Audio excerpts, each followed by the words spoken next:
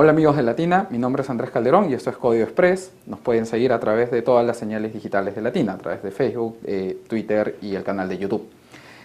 Vamos a conversar sobre el pedido de anulación de la prisión preventiva que se ha impuesto contra Keiko Fujimori. Como ustedes saben, el juez Richard Concepción Carguancho había dictado una medida de prisión preventiva por 36 meses y esta semana ha quedado al voto, es decir, está pendiente de resolver la sala de apelación el pedido de anulación o revocación de esta medida que ha planteado su defensa, ¿no? Nos hemos enterado esta semana además por un tuit de Keiko Fujimori y por información divulgada por su abogada, Juliana Loza, que en este proceso algunos abogados, expertos en temas de derecho penal y derecho constitucional, plantearon informes denominados amicus curiae que cuestionan la prisión preventiva, ¿no?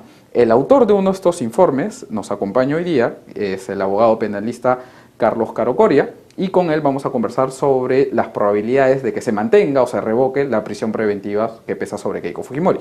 ¿Cómo estás, Carlos? Bien, Andrés, ¿qué tal? Gracias por la invitación. Okay. Vamos a recordar en algún momento, mirando la pantalla, este tuit en el cual Keiko Fujimori hace alusión a unas conclusiones del informe que tú habías presentado, que termina señalando, hasta donde se ha podido leer, que la medida de prisión preventiva no estaría debidamente justificada. Pero antes de entrar a discutir un poco sobre la medida en sí mismo, quería que nos ayudaras a contarle al público cómo llegas a presentarte un informe en este caso.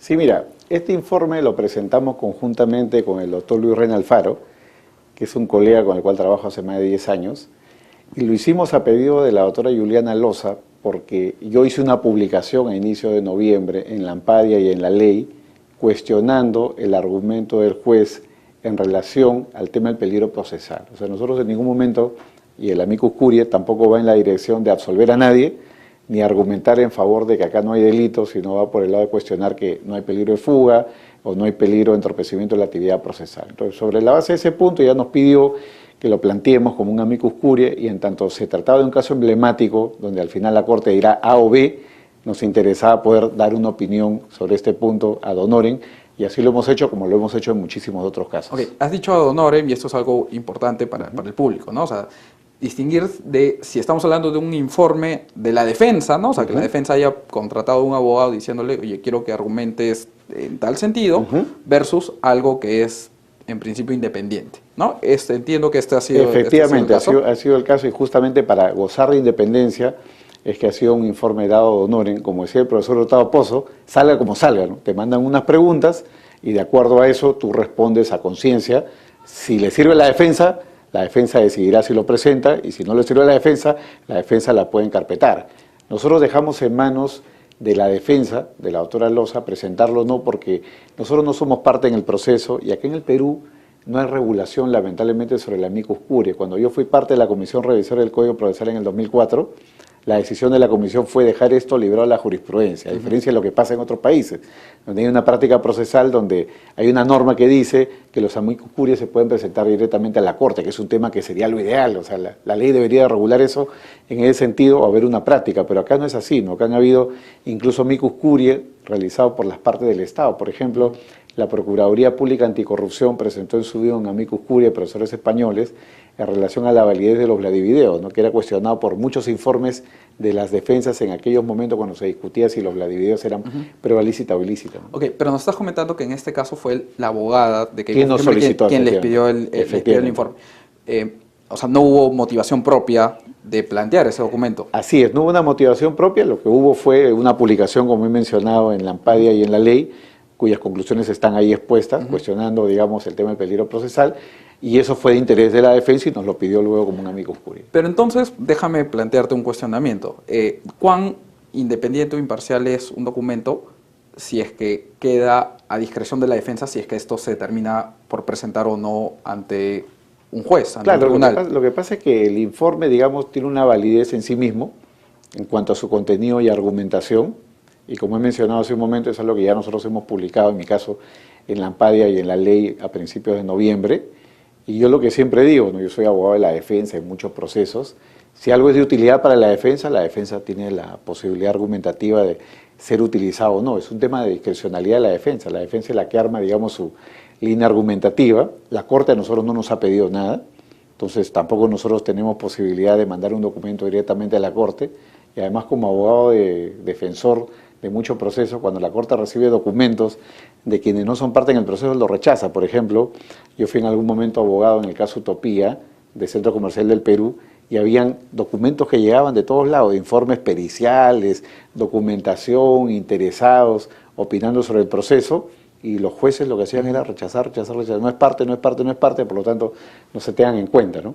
Acá lo que ha habido es simplemente un proceso en el cual nos han pedido una información que ya era pública, convertida en un informe, y la defensa decidirá si lo presenta o no. Eso es parte, digamos, del libre ejercicio de la profesión. Ok, y dime, ¿no hay por algún otro caso, por ejemplo, no, te pregunto, con toda transparencia, ¿no tendrás tú como abogado defensor algún caso en el que el criterio que defiendes o que planteas, en el sentido de que no es justa la prisión preventiva contra Keiko Fujimori, también pueda aplicarse a otro caso en el que tú eres abogado defensor? Muy buena pregunta. Nosotros estamos absolutamente fuera de toda defensa vinculada al tema de partidos políticos. Nosotros no hacemos defensa de políticos, de organizaciones políticas, y no tenemos en nuestra cartera de clientes procesos por financiación ilegal de partidos políticos, ningún caso.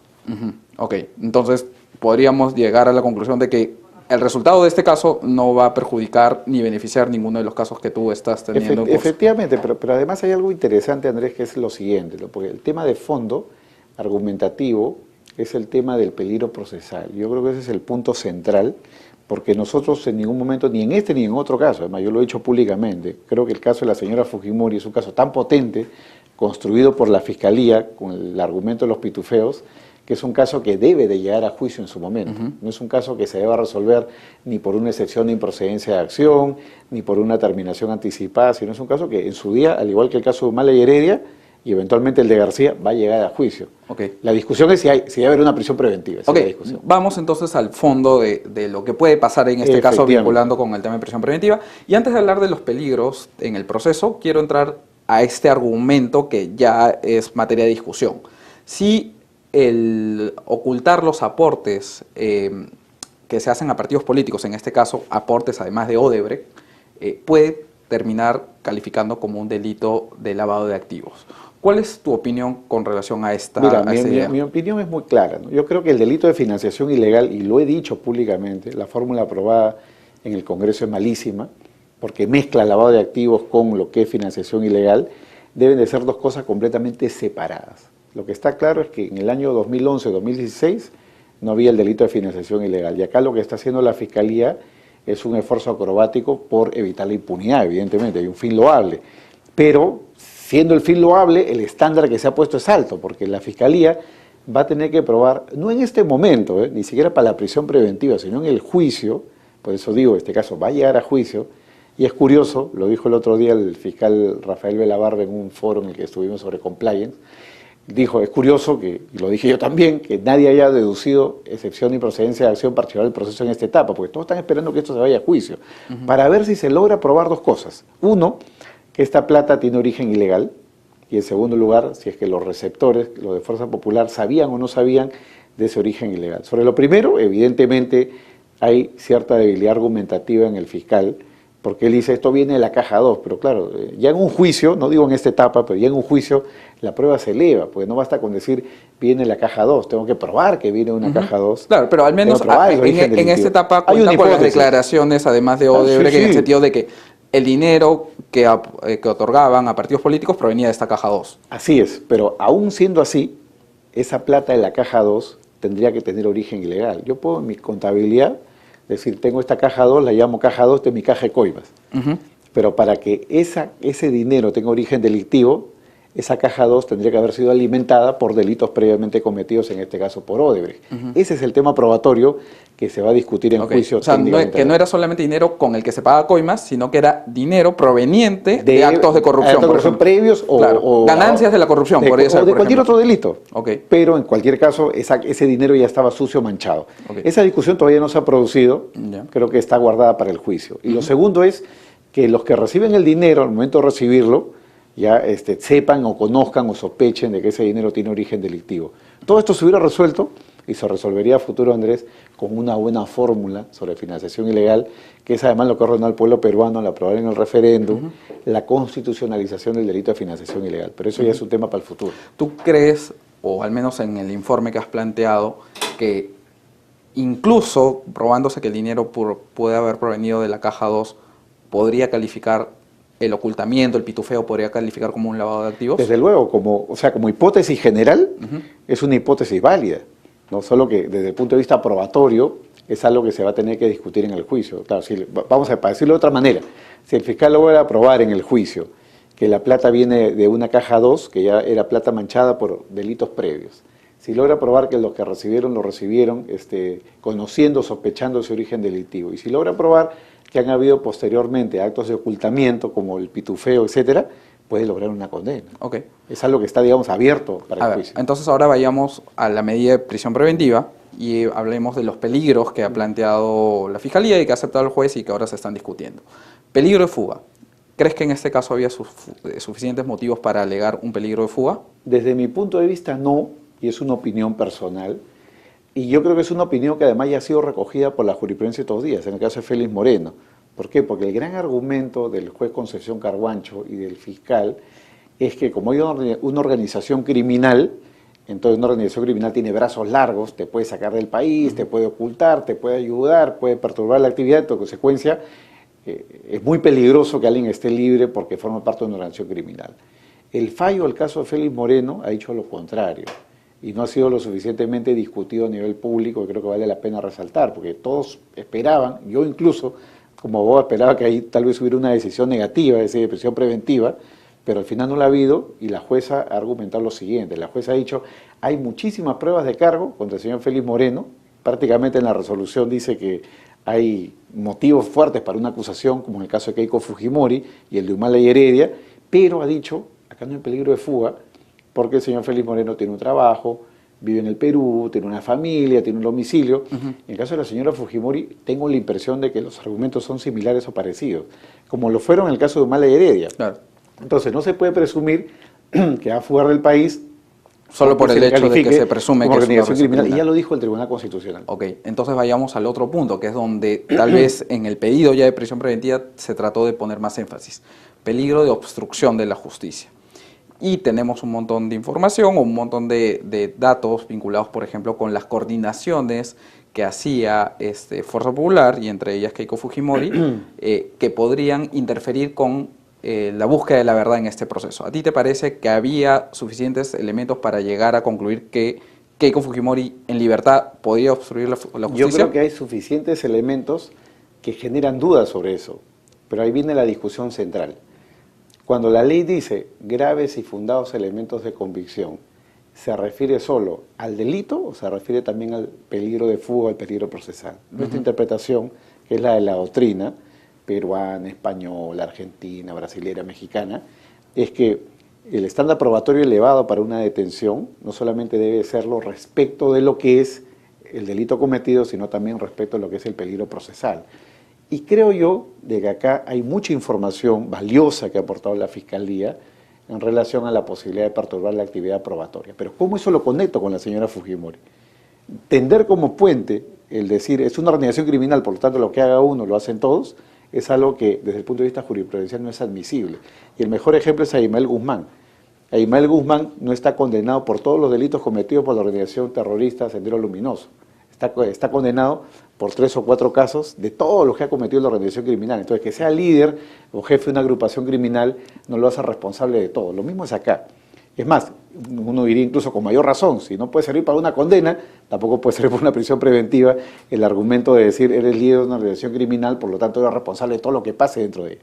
Entonces, lo que tendría que encontrarse, para hablar más claro, es un elemento probatorio donde ella, por ejemplo, haya ordenado comprar un testigo, haya ordenado amenazar a un testigo. Ahora, pero dentro de la hipótesis de lo que plantea la Fiscalía, o sea, ha planteado pruebas o digamos declaraciones, mejor dicho, de testigos que dicen que la abogada de Keiko Fujimori o el estudio, los abogados que asesoraban en su momento a Keiko Fujimori eran los principales preocupados por dirigir su testimonio. ¿a quién favorecía más que a la propia líder de este partido político? Correcto. Esta acción, ese, por ¿no? ejemplo, es un indicio fuerte Ujú. para poder involucrar a los abogados en una investigación penal, que es lo que ya ha sucedido. Por ese motivo los abogados... Pero los abogados lo hicieron por sí solos, sin Ojo, conocimiento de Keiko Fujimori o claro, sin su claro, interés. entonces, no, la inferencia que tú haces es perfectamente válida. Entonces, desde el punto de vista, digamos, la red de la experiencia, uno dice, esto no es gratis, esto tiene que ser a favor de alguien. Esa es una inferencia que es válida desde el punto de vista procesal. La pregunta es si la inferencia, ya siendo válida, es lo suficientemente fuerte como para decir, ya, en consecuencia, se lo tengo que endosar definitivamente al cliente. Y uno, Entonces, ahí viene el tema claro. de la duda.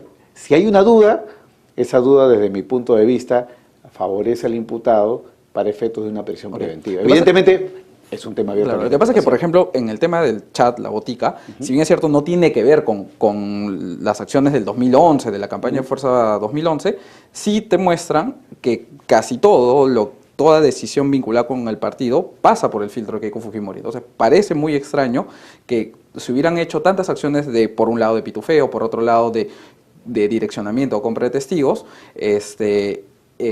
y que todo esto se hubiera realizado sin conocimiento de la señora Fujimori. Claro, y todo eso es perfectamente posible de elaborar como hipótesis, pero lo mismo pasó en el caso de Humala y Heredia. Cuando en el caso de Humala y Heredia se planteó como peligro procesal lo que había pasado en el juicio de Madre Mía, donde dictó la solución el juez San Martín Castro, usar ese argumento para el otro proceso no fue suficiente, justamente porque el tribunal dijo, y lo dijo el Tribunal Constitucional, eso ha pasado en un proceso diferente, y en segundo lugar, no se ha determinado la conexión del señor Humala, donde podríamos haber hecho la misma elaboración, ¿no? Sí, claro. Quien era el favorecido de la supuesta compra de testigo. Entonces, ahí tenemos, digamos, un estándar que ya estableció el Tribunal Constitucional, y yo creo que es el estándar que debe de regir, porque además en derecho penal recordemos que la responsabilidad es estrictamente personal, no se puede endosar del abogado al cliente o viceversa. Perfecto, Carlos, nos está ganando el tiempo. Entonces, tu pronóstico es que posiblemente se anule la medida de prisión preventiva. Digamos, hay argumentos para hacerlo. Recordemos que esta es la sala que le confirmó la detención a Humala y Heredia, pero también es la sala que revocó al 8º día la detención preliminar contra Keiko Fujimori, así que acá todo puede pasar. Ok, perfecto. Muchas gracias. Nuevamente nos acompañó el abogado penalista Carlos Caro Coria, y muchas gracias a ustedes, amigos de Latina, por seguirnos a través de Código Express. Recuerden que pueden mirar este programa a través de las redes digitales de Latina, a través de Facebook, YouTube y Twitter. Muchas gracias y hasta la próxima.